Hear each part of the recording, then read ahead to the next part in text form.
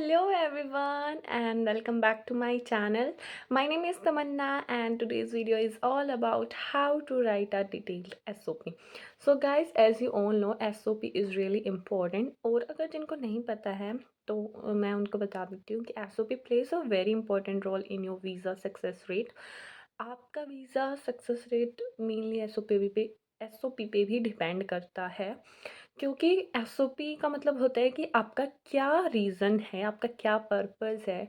आप ऑस्ट्रेलिया या किसी भी कंट्री जा रहे हो और आपने उसी डिग्री को चूज़ क्यों किया है। सो या एसओपी इज़ वेरी इंपॉर्टेंट। और एसओपी आपको जब लगानी होती है, जब आप अपने वीज़ा लॉन्च कर रहे हो, तभी आपके डॉक्यूमेंट्स के साथ आपको एसओपी भी देनी पड़ती हैं। सो हाँ, कई बच्चे उसको खुद से बनाते हैं और कई बच्चे बनवाते हैं। सो या it totally depends on you, आप खुद से बना रहे हो या आप किसी से बनवा रहे हो। सो गाइज़, वो आप पे डिपेंड करता है। मैंने अपनी एसओपी खुद से बनाई थी and trust me on this, SOP बहुत ईज़ी होती है बनानी। सिर्फ आपको कुछ बातें याद रखनी है, वो मैं आपको बता दूँगी। आप खुद से एसओपी बना सकते हो। So guys, without a further due, let's get started. So guys, सबसे पहले हमें लिखना है स्टेटमेंट ऑफ पर्पस। कैपिटल और बोल्ड लेटर्स में हमें टाइप कर देना है स्टेटमेंट ऑफ पर्पस। उसके बाद हमें अपनी जो एसओपी है उसको पार्ट्स में डिवाइड कर लेना है। फॉर एग्जांपल, फर्स्ट आता है इंट्रोडक्शन। सो इंट्रोडक्शन में आपको अपने आप को इंट्रोड्यूस करना है। For example, my name is Tamanna and आप कहाँ से बिलोंग करते हो। I belong to Sonipat, Haryana. और फिर आपको उसमें अपनी एकेडमिक हिस्ट्री लिख देनी है। फॉर एग्जांपल, 10th की आपकी क्या स्कोर था, कितनी परसेंटेज थी, क्या सीजीपीए था, 12th का आपका क्या सीजीपीए था। अगर आप बैचलर्स के बाद जा रहे हो तो आपका बैचलर्स में कितना स्कोर था, और फिर आपको अपनी सारी एकेडमिक हिस्ट्री उसमें लिख देनी है। सो आपने वहाँ वो कहाँ से किया। फॉर एग्जांपल, मैंने किया है एमडू यूनिवर्सिटी से, या आपने डीयू से किया है अपनी बैचलर्स, या फिर आपने 12th कौन से स्कूल से किया, तो आपको वो मेंशन कर देना है। उसके बाद आपको लिखना है family background. So family background में आपके पेरेंट्स, फॉर एग्जांपल मेरा एग्जांपल लेके चलते हैं। My father name is Rakesh Kumar and he is an SI. जो भी आपके पेरेंट्स का प्रोफेशन है, सो आपको उनका प्रोफेशन मेंशन कर देना है। उसके बाद आपको जो भी स्पॉन्सर कर रहे हैं, for example my father is sponsoring me, my sponsor is my father who is going to sponsor me for my Australian study. और जो भी आपकी ऑस्ट्रेलिया में स्टडी है या आपके जो भी लिविंग एक्सपेंसेस हैं, वो आपकी सारी जो भी आपकी कॉस्ट ऑफ लिविंग, आपकी एजुकेशन, जो भी कोई आपको स्पॉन्सर कर रहा है, आपको उसकी डिटेल मेंशन कर देनी है। और अगर आपकी मम्मी आपको स्पॉन्सर कर रही है तो उनके बारे में आपको, मतलब अपने पेरेंट्स की दोनों की बैकग्राउंड बताना है। For example, my mother name is Usha and she is a house hold. And आपको जो भी, मतलब आपके जो भी पेरेंट्स का जो भी वर्क है, प्रोफेशन है, और जो भी आपको स्पॉन्सर कर रहे हैं, आपको उनकी डिटेल्स प्रोवाइड करनी है। सो उसके बाद जो भी आपकी जितनी भी आपकी फ़ीस है, फॉर एग्जांपल मेरी फ़ीस 16,000 पर सेमेस्टर है, तो ओवरऑल 64,000 जितनी भी हो गई है। तो और उनकी उनकी क्या इनकम है पर मंथली या ईयरली, आपको जैसे भी मेंशन करना है। सो आपको ये मेंशन कर देना है। सो ये सब कुछ मेंशन करके, एक चीज़ हमें यहाँ पे ये बहुत इम्पोर्टेंट है जो हमें याद रखनी है, कि अगर आपके पेरेंट्स, फॉर एग्जांपल मेरी मम्मी का नाम उषा और उषा देवी, कुछ डॉक्यूमेंट्स में उषा, कुछ डॉक्यूमेंट्स में उषा देवी था। सो हमने क्या किया, एक डॉक्यूमेंट बनवा लिया। वो डॉक्यूमेंट ऐसे होते हैं कि उसमें ये लिखा होता है कि Usha and Usha Devi is the same person, वो दोनों एक ही हैं। तो आपको ये डॉक्यूमेंट ज़रूर बनवाना है। अगर आपके मदर और फादर का नाम, या मदर या फादर का नाम कुछ डॉक्यूमेंट्स में अलग है और कुछ डॉक्यूमेंट्स में अलग है। सो उसके बाद हम लिखते हैं, why did you choose this university. For example, I choose University of South Australia. So आपको उसकी रैंकिंग लिख देनी है, कुछ rankings like world ranking, QS ranking जो भी होती है, तो आपको वो मेंशन कर देनी है कि इसकी क्यूएस वर्ल्ड रैंकिंग कितनी है, और ऑस्ट्रेलिया में इसकी रैंकिंग कितनी है, वर्ल्ड में जो भी कितनी इसकी रैंकिंग है। सो मैंने इसीलिए इस यूनिवर्सिटी को चूज़ किया है। और उसका क्या रीज़न है कि मैंने इसके teaching, innovative methods of teaching की वजह से इसको चूज़ किया है। इसका पीसफुल एनवायरनमेंट, और जो भी ये इंटरनेशनल स्टूडेंट्स के लिए क्यों अच्छी है, आपको उसके फीचर्स अपनी यूनिवर्सिटी के वो मेंशन कर देने हैं। और जो भी आपको सही लगते हैं, मतलब 3 से 4 लाइन लिख देनी है, ज़्यादा बड़ा चढ़ा के, ज़्यादा लंबा हमें एसओपी फैंसी नहीं बनाना है, हमें सिंपल एसओपी बनानी है। तो उसमें हमें मेंशन कर देना है कि हमने इस यूनिवर्सिटी को क्यों चूज़ किया है।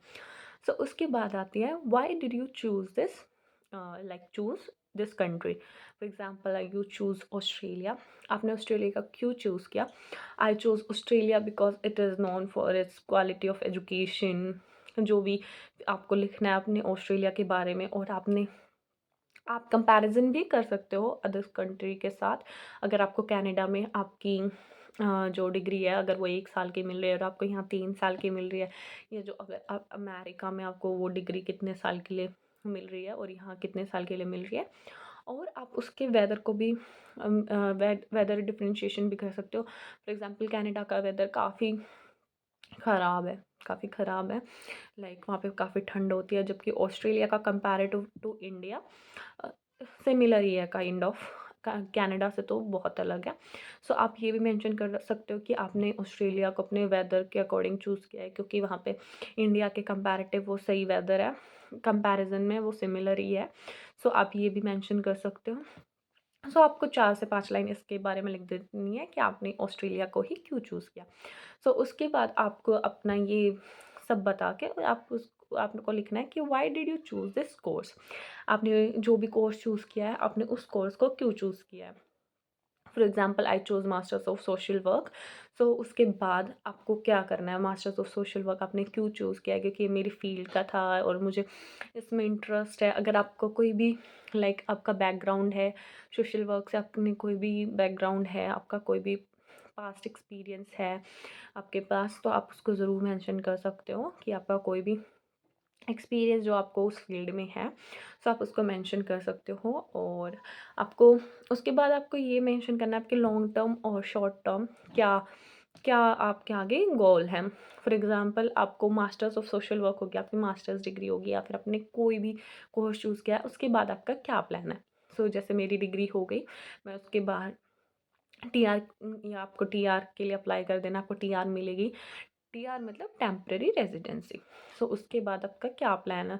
उसके बाद मैं अपनी होम कंट्री आ जाऊँगी, और फॉर एग्जांपल मेरा ये प्लान है कि भाई मुझे अपनी डिग्री करके अपनी होम कंट्री जाना है, और मुझे वहाँ पे बेटर ऑप्शंस मिलेंगे। अगर मैं यहाँ से डिग्री करके जाती हूँ तो मुझे वहाँ पे अपने फ्यूचर के लिए काफ़ी अच्छा फ्यूचर सिक्योर होगा मेरा, और मुझे वहाँ पे काफ़ी ज़्यादा अपॉर्चुनिटीज़ प्रोवाइड होंगी। सो आपको अपनी होम कंट्री का कंपैरिजन कर देना है। सो यही सब आपको लिखना है। Introduction, family background, why did you choose this course, why did you choose this university, why did you choose Australia, and आपके लॉन्ग टर्म और शॉर्ट टर्म प्लान्स क्या हैं। सो उसके बाद आपको थोड़ी सी लाइंस लिख देनी है आपके वीज़ा गाइडलाइंस के बारे में, दैट यू आर अवेयर आपको कितना वर्क राइट मिलेगा, और आप इस चीज़ से अवेयर हो कि आप हर रूल्स एंड रेगुलेशंस को फॉलो करोगे। और आपकी स्टूडेंट आईडी, आपका जैसे स्टूडेंट वीज़ा है 500 सब क्लास वीज़ा होता है हमारा। सो उसके जो जो रूल्स हैं आपको 2-3 बातें उसके बारे में लिख देनी है। सो यही सब लिखना है एसओपी के बारे में। याद रखना, वर्ड लिमिट 300 टू 500 वर्ड्स की लिमिट होती है। ऑनेस्टली इट्स वेरी इजी, आप अपने आप से बना सकते हो, और मैंने आपको सारी बातें बता दी हैं। सो मैंने अपनी एसओपी खुद ही बनाई थी, आप भी बना सकते हो, और फिर आप अपनी एसओपी बना के अपने एजेंट से भी कंसल्ट कर सकते हो, वो आपकी हेल्प कर देंगे।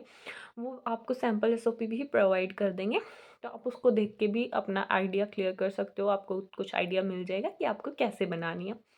सो गाइज यही थी एसओपी की रिलेटेड वीडियो। एंड अभी जुलाई इनटेक आ रहा है, काफ़ी बच्चे आएंगे, भर भर के जनता आएगी। So I just wish you all the best. जो भी बच्चे आ रहे हैं, जो भी बच्चे प्लान कर रहे हैं, आप बस अपनी फैमिली का ध्यान रखो, अपने बारे में भी सोचो, अपनी फैमिली के बारे में भी सोचो, और जो भी करना चाहते हो कंसंट्रेशन से करो। अभी यहाँ थोड़ा ऐसा ही सिनेरियो चल रहा है, मैंने भी काफ़ी टाइम से वीडियो इसीलिए नहीं बनाई थी, काफ़ी कुछ हो रहा था असेसमेंट एंड ऑल। अभी यहाँ असेसमेंट का भी बहुत गंदा सीन है। इफ़ यू वांट कि मैं असेसमेंट के बारे में कोई वीडियो बनाऊँ, then please let me know in the comment section. और अगर आपके कोई भी इश्यूज़ हैं, या आपको कोई भी टॉपिक के बारे में वीडियो चाहिए, then please let me know in the comment section. And या we can also connect on Instagram. किसी को भी कोई डाउट है, देन कमेंट सेक्शन से अच्छा आप इंस्टाग्राम पे मुझे मैसेज कर सकते हो। So I hope you find my video helpful and guys अगर आपको मेरी वीडियो अच्छी लगती है then please like my video and share my video जिनको भी इस वीडियो की ज़रूरत है and do comment on my video and don't forget to subscribe my channel guys अगर आपको वीडियो हेल्पफुल लगती है then please please please subscribe my channel आप लोग वीडियो देख लेते हो पर सब्सक्राइब नहीं करते so please subscribe to my channel till then take care bye bye